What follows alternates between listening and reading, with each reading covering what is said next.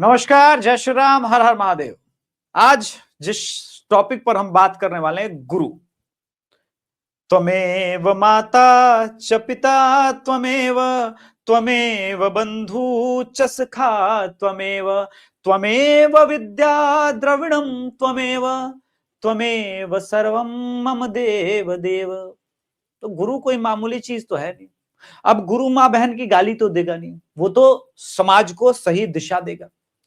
अंजना ओम कश्यप ने कुछ coaching mafia में बैठे हुए लोगों के ऊपर कुछ बातें क्या कह दी, तमाम पत्रकारों के ऊपर ऐसे ही तथाकथित पत्रकार के ऊपर ये जो तथाकथित कोचिंग गुरु टूटे हैं कि भैया ऐसा लग रहा है कि वही शिक्षा दे रहे हैं, वही दीक्षा दे रहे हैं, उन्हीं के भरोसे ब्रह्मांड चल रहा है। लेकिन खुद उनके पास्ट क्या क्या कहते हैं, कुछ लोगों के नाम लूंगा और आवश्यक है कि आज इस पर व्यापक चर्चा हो। गुरु का काम है, अगर आप गणित के शिक्षक हैं, आप गणित पढ़ाइए। आप स्टूडेंट का हित, अगर पेपर लीक है, कोई बात हो रही है, तो भी आप कहें। आप सरकार को भी क्रिटिसाइज करें, लेकिन जब आप एजेंडा ड्रिवन वो 16, 17, 18 साल के बच्चे के दिमाग में कहे सड़क पर उतरिए, प्रोटेस्ट कीजिए, लड़ाई कीजिए, और उसका मिसयूज करके आप खेल कुछ और खेलना चाहें, तो ये शिक्षा की लड़ाई नहीं, ये फिर कुछ और है।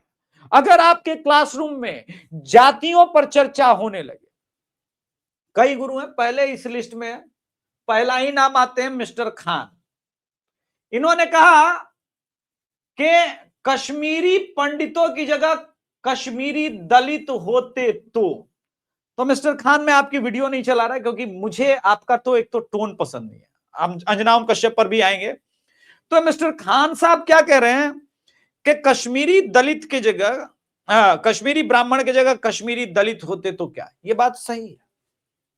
कश्मीरी दलितों को 70 साल से कोई आरक्षण नहीं था, 70 ईयर्स तक, ठीक है, 70 ईयर्स तक कोई आरक्षण नहीं था।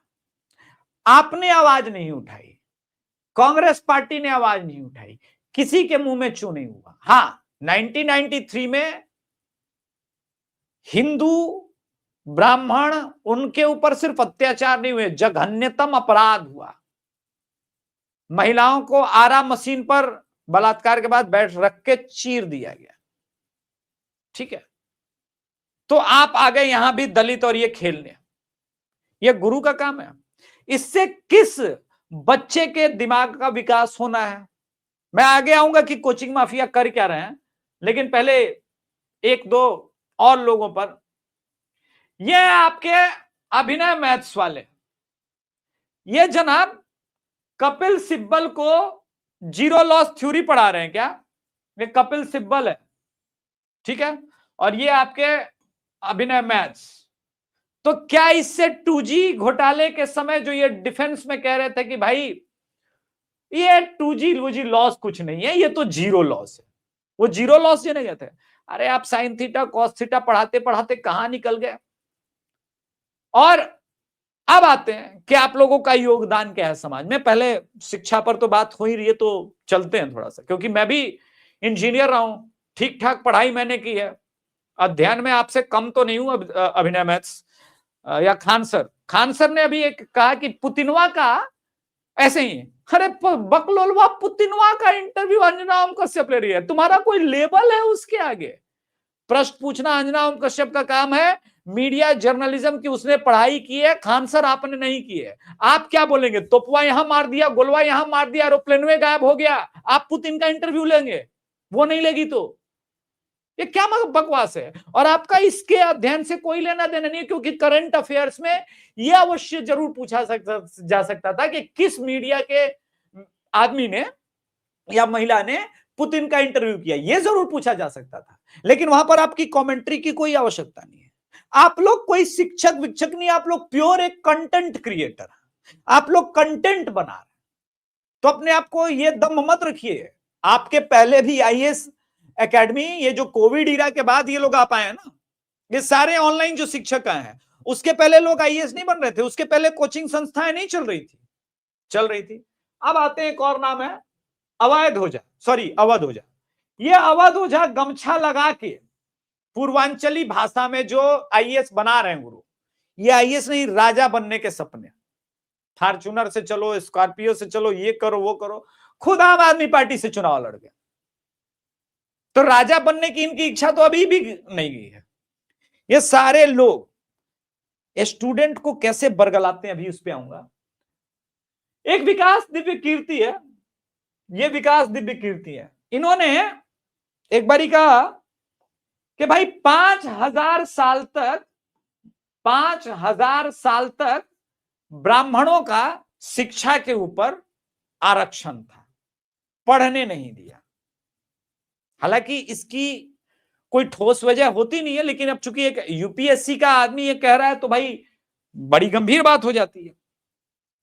मैं कुछ आपको एक तथ्य दिखाना चाह रहा हूं, उस पर हम लोग आए। तथ्य के ऊपर थोड़ा सा बात आवश्यक है। महाकाव्य में महर्षि वेदव्यास, ठीक है, ऋषि पराशर एक मछुआरे जाति निषाद परिवार की कन्या सत्यवती के पुत्र थे, ठीक है। कीर्तियां तो छोड़ ही दीजिए, कीर्तियों के बारे में तो आप लोग जानते हैं, ठीक है। महर्षि विश्वामित्र ये क्षत्रिय राजा थे, ठीक है। राजा जनक विदोह थे, ठीक है। महर्षि अगस्त, ठीक है, ये भी ब्राह्मण नहीं थे। सत्यकाम जबाल, ठीक है, सत्यकाम जबाल। अच्छा, इसका कैमरा यहां नहीं आ रहा, मैं थोड़ा सा इसको छोटा कर देता हूं ताकि आप लोग देख सकें। थोड़ा सा इधर कर लेते हैं, ठीक है। हाँ, ये सारे सत्यकाम जबाल, ये भी ये नहीं है। महर्षि मतंग आगे भविष्य में मध्यकालीन भारत के अंदर जो है, मध्यकालीन भारत में आ जाते हैं।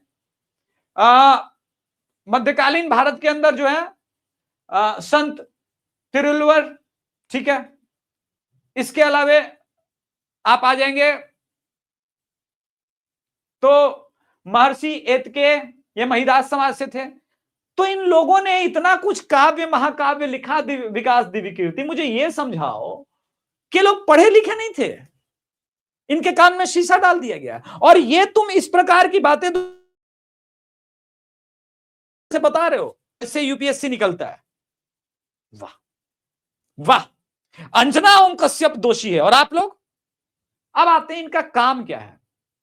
ये चूंकि कंटेंट क्रिएटर हैं, तो अगर ये कंटेंट के नाम पर एक दूसरे को लड़ाएंगे नहीं तो क्या करेंगे। अभी अभिनय मैथ्स के ऊपर एक लल्लन टॉप में एक इंटरव्यू हुआ था। इस इंटरव्यू में इस एक व्यक्ति ने, जो अभी स्क्रीन के ऊपर है, बहुत गंभीर आरोप लगाया अभिनय मैथ्स के कि ये स्वयं एक सेटर थे। 6 महीने तक सीबीआई इनके पीछे पड़ी हुई थी। ये खुद एक सॉल्वर थे टॉप नॉच, और इनका काम था, पेपर लीक में भी इनका नाम आया था। इसी आदमी ने अभिनय मैथ्स की का धागा खोला, वो भी लल्लन टॉप में बैठकर अभिनय मैथ्स के ऊपर। मैं वीडियो नहीं चला रहा हूं क्योंकि फालतू में ऐसे लोग कुछ भी करते हैं कमेंट, ठीक है। अब आते हैं एक इंपॉर्टेंट ये, ठीक है, यही वो इंपॉर्टेंट ये था। एक से मेरे ऊपर आरोप लगा कि मैं 2017 का सॉल्वर था, बहुत पैसे लेकर के सॉल्वर बने। बच्चों को बता दें 2017 में कैसे 2 रुपए का पैसा मिला था, अपने ऑफिस बुलाया था और अपने सिस्टम से उनका पेपर दे रहे थे, जिसके ऊपर मैं सिंह एक इंक्वायरी बैठी। जरा बच्चों को बता दो ना कि उसी के समय तक मैं बैठी थी। सर ने पेन ड्राइव में ला करके यहाँ पर। अब ये आदित्य रंजन है, इन्होंने ये बोला। तो भाई साहब, कंपटीशन क्या है मैं बता रहा हूं, पढ़ाना नहीं, वेल ट्रेंड बच्चे पैदा करने हैं। कितने कम समय में आप मैथमेटिक्स के सवालों को, एक सेट पैटर्न का सब सवाल पूछते हैं सारे कॉम्पिटिटिव एग्जाम में, कितने कम समय में आप उसको सॉल्व कर सकते हैं। इससे आपको एक सरकारी नौकरी जरूर मिल सकती है, मगर ये कोई हुनर नहीं है, ये कोई आर्ट नहीं है, कोई शिक्षा नहीं है। इस बात को समझा जाए, क्योंकि कॉन्सेप्ट अलग बिठाया जा रहा है।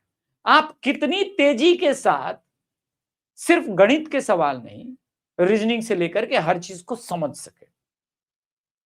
ये एजुकेशन मॉडल का मैं स्वयं विरोधी रहा हूं, क्योंकि ये आपको शिक्षित नहीं करता, ये वेल ट्रेंड कर देता है, आपकी ट्रेनिंग अच्छी हो रही है। अब इन सब का कोचिंग, इन सब का धंधा किससे चल रहा है? प्राइवेट नौकरी आप ले लेंगे उससे नहीं, सरकारी वैकेंसी और सरकारी इस पर चल रहा है जब तक ये निकलेगी। और इसीलिए आप देखेंगे कि अभी बीपीएससी के अंदर बिहार में पेपर लीक हुआ तो आरोप जो लगे स्टूडेंट के, कई सेक्टर ने खान सर को भी नहीं छोड़ा, बोला नहीं नहीं वो भी तो बैठते थे। इस पूरे मुद्दे पर आप देखेंगे फिजिक्स वाला अलख पांडे नहीं बोल रहे हैं, और वो ना बोलेंगे, और बोलेंगे भी तो थोड़ा सा सटल ढंग से बोल के निकल जाए, क्योंकि उनको मतलब नहीं है। जिन्होंने ये जितने कोविड इरा के बाद जितने बड़े बड़े सो कॉल्ड शिक्षक आए हैं, इन्होंने जाति के ऊपर समाज को तोड़ने का प्रयास किया, और ये अपराध है, गुरु का काम नहीं है। मेरे गुरु जो अंग्रेजी पढ़ाते थे उनका काम था प्रीपोजिशन पढ़ाना, और नहीं पढ़ के आते थे तो पीटते थे। बाप अलग फिर डांटे कि नहीं नहीं ठीक किया आपने मारा। संस्कृत के जो गुरु होते थे वो पूछते थे, शब्द रूप पूछते थे। वो शब्द रूप पूछते पूछते ये नहीं बताते अरे भगवान राम ने ये किया, शंबक ऋषि का ये हुआ, जिसकी कोई ऑथेंटिक बात नहीं है कि वो उत्तर रामायण में कब जोड़ा गया। तो महापुरुषों को दागदार बताना, उनके ऊपर आक्षेप लगाना, ये इनका काम है, क्योंकि पढ़ाने के अलावा कंटेंट पर फोकस है। ट्रंप बोल रहे हैं, आपको ही पता है नहीं मजा, ट्रंपवा मोदी को बोला 3 दिन में तुम्हारी सरकार गिरे देंगे। भारत की इकोनॉमी पर चर्चा करते करते अचानक ऐसी बातें करने लगेंगे जो आपको सटल ढंग से समझ में आएगा कि नहीं इनका प्लान ये कि बस मोदी सरकार गिरे। वो अलग ढंग से सटल। एक मैडम है, वहां पर रोमांस की बातें चलती है, तो मुझे एक फिल्म याद आ गई, जान तेरे नाम, उसका एक गाना था, माना के कॉलेज में पढ़ना चाहिए, रोमांस का भी एक लेक्चर होना चाहिए। बड़ी कमाल की फिल्म थी, अर्ली 90s में आई थी, और उस जमाने में जब चिट्ठियां लिखा करते थे लोग, गर्लफ्रेंड बॉयफ्रेंड लोग, उस टाइम में बड़ी पॉपुलर हुई थी। कल कॉलेज बंद हो जाएगा, तो इस टाइप के कंटेंट चल रहे हैं। लेकिन यहां तक कि मां बहन को लेकर के डीजे नचवाओ, गाली देना, वो हर काम हो रहा है कंटेंट क्रिएशन के नाम पर। तो अंजना ओम कश्यप ने जिस कोचिंग माफिया और नेक्सस के बारे में बात की, मुझे याद है बिहार के अंदर एक पेपर लीक हुआ था नीट का 2007-8 में। 3 बड़े कोचिंग माफिया के कनेक्शन थे उस समय। आज तक कोई पेपर लीक निकला और जिसमें कोचिंग माफिया का कनेक्शन ना हुआ हो, मैं नाम बदल दूंगा, मेरे नाम पे कुत्ता पाल लेना। बिना कोचिंग माफिया के साठ गांठ के ये हो ही नहीं सकता। और कोचिंग वाले क्यों करते, ये भी सुन लीजिए, उनका नाम हो, उनके इंस्टीट्यूट से ज्यादा बच्चे पास आउट हुए। मैं स्वयं जब एक बार रेलवे के जूनियर इंजीनियर का पेपर दिया था, मुझे एक सेटर मिला, बोला 23 लाख रुपए दो, इस कोचिंग सेंटर में जाना है, क्वेश्चन पेपर आपको मिल जाएगा 1 दिन पहले। और क्या इस देश, इस समाज के लोग नहीं जानते हैं कि ये हो रहा है? तो कोचिंग माफिया टर्म यूज करने का यह मतलब नहीं है कि गुरुओं का अपमान अंजना कश्यप ने किया। तथाकथित गुरु लोग जो राजनीति कर रहे हैं पढ़ाने के नाम पर, उनको टारगेट करना बहुत आवश्यक है। आप गणित के शिक्षक है भैया, आप A+B² पढ़ाइए ना, किसी को कोई प्रॉब्लम नहीं है। अच्छा, पढ़ाते पढ़ाते मैं कह रहा हूं कि नीट पेपर जब लीक हुआ, मैंने स्वयं सरकार को घेरा, धर्मेंद्र प्रधान को घेरा। उसने माना कि गलतियां हुई है, गलती सुधारने की भी बात हो रही है। पेपर नीट का ना पहली बार मेडिकल पेपर लीक हुआ, नीट का जन्म ही इसीलिए हुआ। पहले हर साल लीक होते थे पेपर, तुम लोगों को पता नहीं है। ऐसा भी नहीं है कि अभिनय सर 2014 के बाद पैदा हुए, इनको भी पता है इतिहास कैसे रहा है, काला रहा है, कितना खतरनाक रहा है। लेकिन आप ध्यान दीजिए, कोचिंग के नाम पर दिल्ली के जंतर मंतर में प्रोटेस्ट करना। अचानक अभिनय मैथ वाले एक बात कह रहे हैं कि अपने स्टूडेंट को बोल दूंगा ना तो ऐसी ऐसी गालियां पड़ने लगेंगी।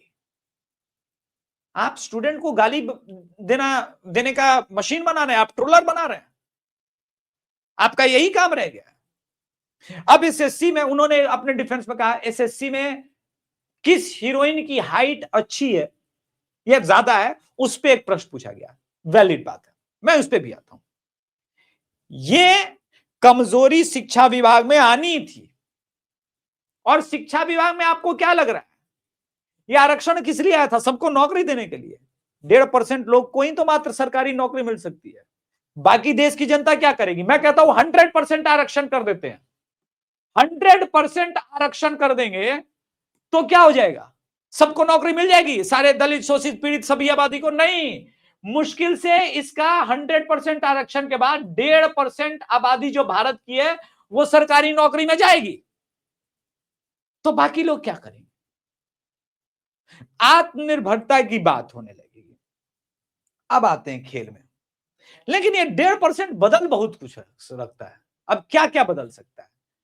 सरकारी शिक्षा व्यवस्था खराब होगा तो कोचिंग वाले फलेंगे फूलेंगे। सरकारी शिक्षा व्यवस्था अगर अच्छा रहेगा तो थोड़े ना कोचिंग वाले खराब होंगे। ठीक है, अंजना ओम कश्यप ने क्या लिखा है उस पर भी पहले आते हैं। मासूम बच्चे और उनके माता पिता की गाढ़ी कमाई का पैसा लूटने वाले कुछ कोचिंग सेंटर, सबके बारे में नहीं बोला है, कोचिंग सेंटर के सेलिब्रिटी टीचर्स आज भाड़े के वीडियो बनाकर ज्ञान दे रहे हैं, सार्वजनिक रूप से महिलाओं को गाली देने वाली, उनकी नकल उतारने वाले ये छिछले यूट्यूबर बच्चों की कड़ी मेहनत पर अपनी दुकान सजाते हैं। असल हीरो बच्चे हैं। मां बाप की मेहनत और कमाई के लुटेरे कितना भी कूदे, देश का ये बच्चा को लाइव जोड़कर हमने पेपर लीक पीड़ित बच्चों की आवाज दी, उनके स्टारडम को बड़ा धक्का लगा है। शिक्षा को धंधा बनाने वाले को दर्द हो तो अच्छा है, शिक्षा को धंधा बनाना, ये जन्म कैसे हुआ कोचिंग माफिया का? आप अपने पिताजी से पूछिएगा, मेरी आयु तो मात्र 41 बसंत है।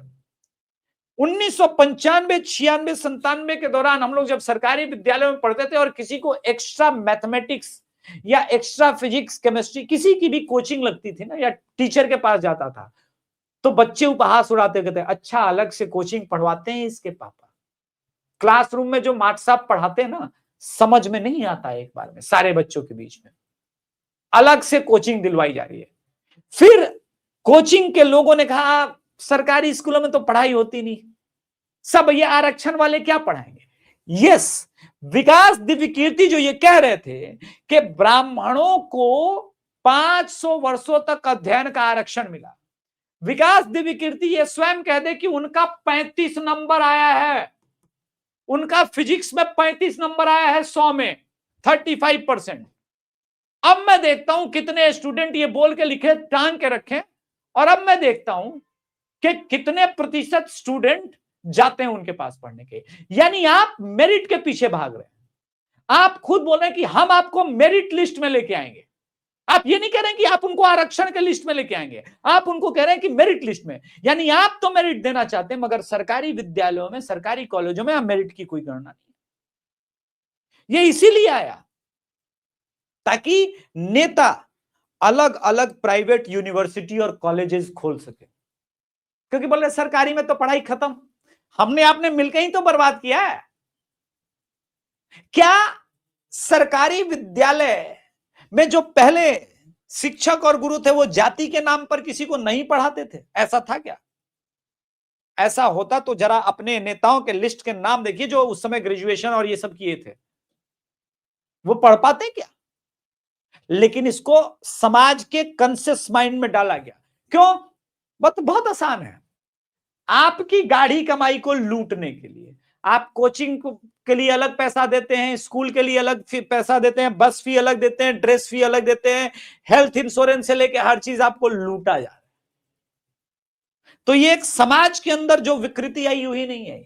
आज अंजना ओम कश्यप ने जो बात उठाया है, इसको मैं 15 साल से बोल रहा हूं कि इस देश में मेडिकल माफिया, कोचिंग माफिया, ये प्राइवेट यूनिवर्सिटी और इसके नाम पे आप देखिए सुबह 5 बजे स्कूल बस आपके सड़कों पर दौड़ती हुई नजर आएगी। क्या चल रहा है जरा मुझे समझाइएगा, मुझे समझाइएगा जरा, क्यों चल रहा है? क्योंकि स्कूल दूर है। आपका बच्चा क्या कर रहा है? गाड़ी कमाई से सुबह 7 बजे जगता है, सुबह 7 बजे जगा, 7 AM को जगा, उसके बाद वो क्या होता है उसके साथ पता है? वो 9 बजे स्कूल पहुंचा, 3 बजे छूटा, फिर 2 घंटे बस में, यानी सुबह से शाम बस और स्कूल में गुजर गया, थक के सो गया। उस बच्चे का क्या डेवलपमेंट है? क्या विकास है? इस पर चर्चा होनी चाहिए, यह बहुत अच्छी बात है। मैं कहता हूं इस पर चर्चा होनी चाहिए। जो बातें अंजना ओम कश्यप कह रही है, कोई गलत बात नहीं कह रही है, तो इतना पर्सनल क्यों लेना? सभी पत्रकारों को गाली गलौज करने लगा जाए। अब आ जाते हैं SSC paper leak, JE paper leak, NEET paper leak, फलाना ढिमकाना, सारे पेपर लीक। इसमें शामिल कौन है? सत्ता पक्ष का नेता, विपक्ष का नेता, नेता शामिल है। कोचिंग और साठगांठ किससे? स्टूडेंट कहां से जुगाड़ करते हैं? इन्हीं कोचिंग वालों से। कुछ बीपीएससी पेपर जब लीक हुआ था, कुछ स्टूडेंट के अनुसार कुछ खास कोचिंग सेंटर के प्रश्न पत्र उस प्रश्न पत्र में आए थे। एकदम जो पिछला सेट दिया गया था अपने स्टूडेंट को, यूं ही आ गए, यूं ही आ गए। चलिए इत्तेफाक है भाई, हम मान लेते इत्तेफाक, सब कुछ इत्तेफाक है, बस अंजना ओम कश्यप गलत है। अगर आप हमाम में नंगे ना होते साहब तो ये बात ही नहीं उठती। ये जितने लोग 2000 कोविड के बाद जितने जो टीचर आए हैं, इसी डिजिटल इंडिया, इसी मोदी की देन है। इस मोदी को गाली देना बहुत आसान है, लेकिन मुझे याद है संसद भवन के अंदर राहुल गांधी कह रहे थे कि डिजिटल इंडिया एक फेल्ड आइडिया है। आज उसी डिजिटल इंडिया ने 1.5% को नौकरी नहीं दी है। आत्मनिर्भर भारत बनने के कदम में यह बहुत बड़ा रोल है। आप सारे यूट्यूब जो चला रहे हैं ना और पढ़ रहे हैं कंटेंट, ये इसी डिजिटल इंडिया की देन है। 2014 के पहले आप लोग नहीं कर पाते। 395 रुपए का, बहुत नेट महंगा लग रहा है ना, 395 का 1 GB का प्लान था, 1 GB। और कौन सी स्पीड? यही जीरो लॉस वाले कपिल सिब्बल का 2G स्पीड था। 2G स्पीड के लिए 395 रुपए का रिचार्ज होता था। 1 GB, 1 GB मिलता था।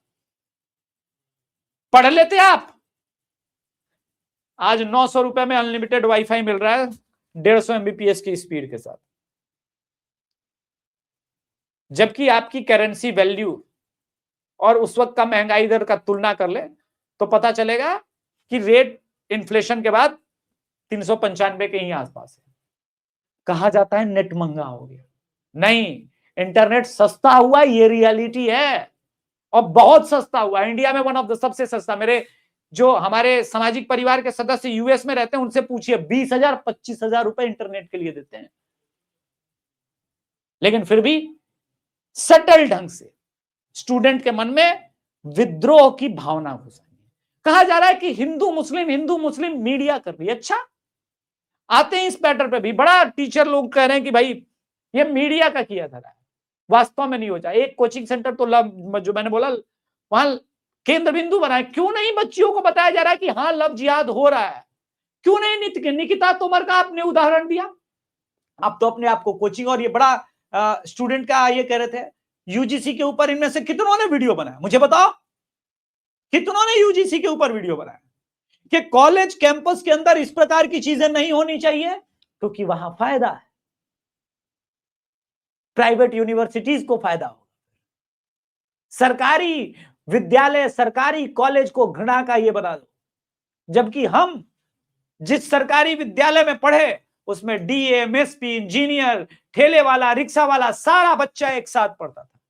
हम लोग के अंदर भावना नहीं थी कि हम डीएम के बच्चे हैं, हमारे लिए डीपीएस नाम का फलाना स्कूल आएगा, हम तो बहुत बड़े तोप हैं, हमारे साथ जो पढ़ रहे हैं सब डीएमएसपी के बच्चे हैं। एक क्लास में डिवीजन हुआ है। हम जिसमें पढ़े उसमें गरीब रेड़ी लगाने वाला का बच्चा और मैं साथ में पढ़े, आज भी मित्र हैं, लेकिन अब वो रेड़ी नहीं लगाता क्योंकि वो पढ़ा। और पढ़ने के बाद उसकी जाति हमने उस वक्त भी नहीं पूछी और आज भी हमारे लिए मायने नहीं रखते। पढ़ने के बाद वो सफल भी हुआ। उसने कभी सिस्टम में ये नहीं कहा कि नहीं कान में शीशा डाल दिया था ब्राह्मण, क्योंकि खेल कुछ और है। इससे सिंपैथी बाकी जाति का भी लेना है, वहां से इनरोलमेंट ज्यादा होगा, इनरोलमेंट ज्यादा होगा तो ये होगा। ये जो 10-10 लाख रुपए की बिल्डिंग लेकर के ये कोचिंग पढ़ाने वाले लोग 10-10 लाख रुपए आते कहां से? इतने बड़े गुरु हैं, पढ़ाइए ना फ्री में भैया। तो फलाने बच्चे को हम 100 रुपए में क्लास दे रहे हैं, इनरोलमेंट कितना है, 100 रुपए में कोचिंग क्लास दे रहे हैं, एहसान कर रहे हैं, उसको वही पढ़ा रहे हैं, तो फिर 1000 वाले को आप क्या दे रहे हैं, ये भी तो बताइए। दे रहे हैं ना, कुछ भेदभाव कर रहे हैं ना। मेरे अंग्रेजी के प्रोफेसर ने, मैंने पूछ लिया एबव और ओवर दोनों तो गुरुजी सर के ऊपर है, फिर प्रीपोजिशन में इनका प्रयोग कैसे कैसे होगा। 1 रुपए लिए बिना सरकारी शिक्षक थे, बस स्टैंड पे खड़े खड़े 15 मिनट तक मुझे गुरु ज्ञान दिया, लौटने के टाइम में चरण स्पर्श किया, चला गया। जीवन में जब भी मिला गुरुओं का चरण स्पर्श किया, क्योंकि गुरु का काम होता है ज्ञान देना, समाज को विभाजित करने का काम नहीं होता। समाज में अपने स्टूडेंट को लाठी खिलवाने का गुरु का काम नहीं होता। और ये क्यों करते हैं ये भी बता देते हैं। ये सारे कोचिंग वाले अपने आप को इसी मीडिया में जाएंगे, इसी आज तक पे जाते हैं, हमको स्पेस दीजिए ना थोड़ा मीडिया में आने के लिए, हमारा पॉडकास्ट कीजिए ना, हमारा पॉडकास्ट कीजिए। क्यों इतना पॉडकास्ट खेल रहे हैं? आपका काम है गणित पढ़ाना, आपका काम है आईएएस कोचिंग पढ़ाना, आपका काम है हिस्ट्री पढ़ाना, पढ़ाइए ना। पॉडकास्ट क्या दे रहे हैं? इतिहासविद हैं, आर्यभट्ट हुए हैं, जीरो का आविष्कार किए हैं, क्या तोप मारे हैं। आप सिर्फ ये बता रहे हैं, आप भी करोड़ों गणित के शिक्षकों में से आप भी हैं। आप चूंकि इंटरनेट युग में पॉपुलर हुए हैं, तो ये है। तो ये ज्ञान मत दीजिए, दंभ वाला मत कीजिए कि आप ही सब जानते हैं। आपके जैसे करोड़ों शिक्षक हैं और गुणी हैं, और वो ये काम नहीं कर रहे हैं। वो अपने स्टूडेंट को मां बहन की गाली नहीं सिखा रहे हैं, वो ट्रोलर नहीं बना रहे हैं। और किसके ऊपर आपके केस ना हुए? आपने अन अकेडमी में पढ़ाया अभिनव मैथ्स, अन अकेडमी के साथ आपकी लड़ाई हुई कि नहीं हुई? बायजूस के साथ हुई कि हुई नहीं? एफआईआर और केसेस हुए ना, सब गलत, सिर्फ आप ही सही। सब कोचिंग चलाने का एकमात्र धंधा। तो कंटेंट क्रिएटर बनना कोई अपराध नहीं, आप कंटेंट क्रिएटर बन के आइए। फिर गणित शिक्षक, मैथमेटिक्स गुरु बन के मत आइए। और सिर्फ आप ही नहीं है, खान सर का भी मैंने बोला, ये जो सटल ढंग से आप चलाते हैं, हिंदू मुस्लिम सब समझते हैं। मासूम बच्चियों को कोचिंग सेंटर में लफ्जियात का शिकार बनाया जा रहा है, नहीं बनाया जा रहा है ना। गुरु इस पर क्यों नहीं कह रहे हैं कि खबरदार, all religions are not the same? है ये झूठ है। इस पर आदरणीय संजय दीक्षित सर ने किताब लिख दी है और बताया सबूत के साथ। आप क्यों नहीं बता रहे समाज के अंदर ये खामी हो रही है? नहीं तो वहां तो एक मैडम है, क्रांति, अलग ही क्रांति बोल रही है। वो तो लव लेटर लिख दे किसी के लिए इस स्थिति में। काय के लिए हम नाम ले, मुंह खराब होता है। तो जो हो रहा है ठीक ही हो रहा है। एक अवध होजा सर हैं, वो तो चुनाव लड़ ही लिए, वो तो राजा बनाने की विधि बता ही दे रहे थे कि फॉर्च्यूनर लो, रौंद के भी चले जाओगे, कोई दिक्कत नहीं। आप कल्पना कीजिए 17-18 वर्ष के मन में किस प्रकार का भाव पैदा होगा उस वक्त। ये समझना है, पढ़ाना एक आर्ट है, सब अच्छे शिक्षक नहीं बन सकते। इतिहास के हमारे शिक्षक थे फैजल सर, और उन्होंने एक बड़ी अच्छी बात की, वो मुसलमान होते हुए भी, कि अकबर ने राजपूतों से मित्रता की नीति इसलिए अपनाई कि वो अपने साम्राज्य का विस्तार कर सके। किंतु आपके मन में यह प्रश्न जरूर आना चाहिए कि आपका हीरो कौन, महाराणा प्रताप या अकबर? तो हर बार उत्तर आएगा कि अपनी मातृभूमि की रक्षा के लिए जिस अकबर से लड़ रहा था, वो मेवाड़ के राजा महाराणा प्रताप हीरो हुए मेवाड़ के लोगों के लिए। अकबर कभी हीरो नहीं होंगे। तो मेवाड़ में अगर आप कहीं किसी जाति धर्म संप्रदाय से हैं और अगर आप अकबर को हीरो कह रहे हैं, तो आप बेईमान आदमी। उनके अंदर इतनी कर्टसी थी, और इसको कहते हैं पढ़ाना, सही संदेश देना, जो आप लोग कभी कर नहीं पा रहे हैं। क्योंकि आपको समाज के अंदर विभाजन ये सब क्रिएट करने के लाइमलाइट में आना है। भगवान राम को गाली देने की आवश्यकता नहीं थी विकास दिव्य कीर्ति को, और लल्लन टॉप ने बैठ के जस्टिफाई कराया। इसी मामले में लल्लन टॉप ने सफाई का मौका नुपुर शर्मा को नहीं दिया। इसी को कहता हूं हिपोक्रेसी। ठीक है, तो जिनको, और आप देखिए लल्लन टॉप में गए, उसी मीडिया में गए, उसी टीवी टुडे नेटवर्क का ग्रुप है, अवध ओझा साहब भी गए हैं, और ये भी आरफा खानम शेरवानी को, आरफा खानम शेरवानी देश कितनी बड़ी देशभक्त और प्रचंड सेकुलर है, ये हम और आप सब जानते हैं। तो ये ड्रामे बंद कीजिए। आज के संस्करण में इतना ही। धन्यवाद। जय श्री राम। हर हर महादेव।